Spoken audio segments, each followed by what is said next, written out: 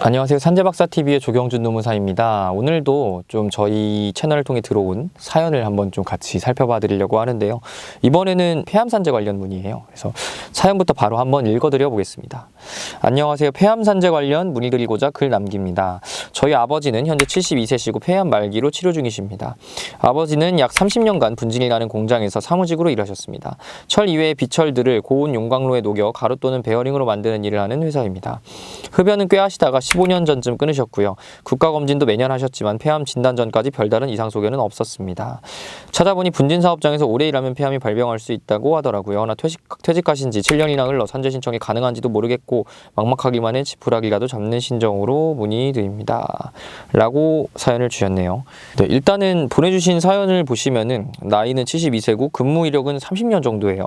이제 30년간 분진이 나는 공장에서 일을 한 건 맞는데 사무직이세요. 그래서 이 현장직을 하신 분들이면은 사실은 큰 문제가 없을 것 같긴 한데 폐암을 유발할 수 있는 발암물질로 일반적으로 인정되는 게 뭐 비소, 성면, 카드뮴, 뭐 철과 강철 주조업, 그 다음에 니켈이나 고무 제조업 쪽에 뭐 이제 노출되는 경우 뭐 이런 것들이 있는데 이런 이제 중금속들, 금속들의 이제 흉이나 분진들이 노출이 된다고 인정이 되면 무난하게 이 업무 관련성을 인정받는 경우가 많습니다.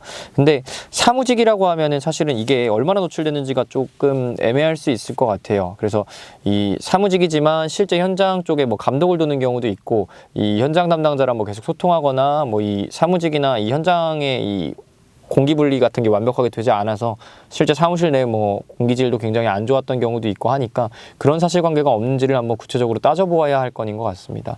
다만 이제 그 업무 근무 이력이나 뭐 이런 것들은 30년 정도 하셨다고 하셨기 때문에 그런 것들은 크게 문제가 되지는 않을 것 같습니다. 노출 사실만 입증될 수 있다면요. 과거 흡연력이 있으면 산재보상 받기가 어렵나요?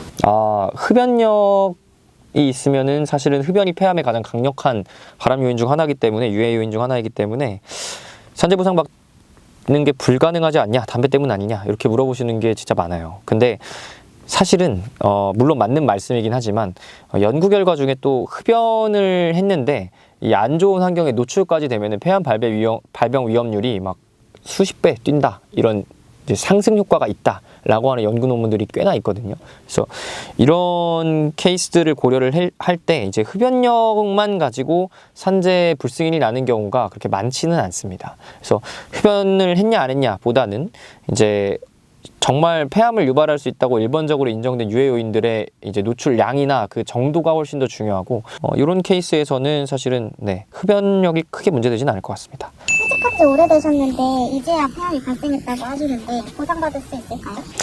퇴직한 지 오래됐어도 보상이 좀 가능한 질병이 특히 이런 암 종류들입니다. 이게 왜 그러냐면은 암 같은 경우에는 잠복기라는 게 있습니다. 잠복기가 뭐냐면 일반 세포가 암 세포로 변이를 해서 우리 현대의학으로 관찰할 수 있을 정도의 크기까지 커지는 시간을 말하는데요.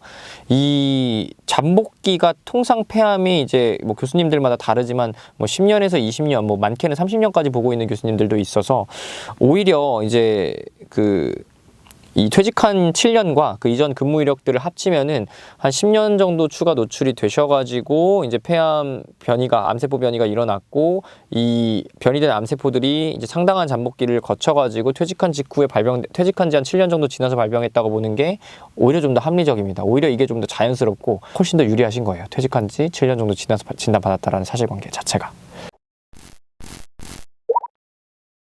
오늘 이렇게 이제 폐암 산재 사연에 대해서 한번 살펴봤는데 앞으로도 이렇게 좀 사연을 남겨주시면은 저희가 계속해서 답변 드리는 시간 가지도록 하겠습니다. 그래서 적극적으로 사연을 남겨주시면 감사하겠고요.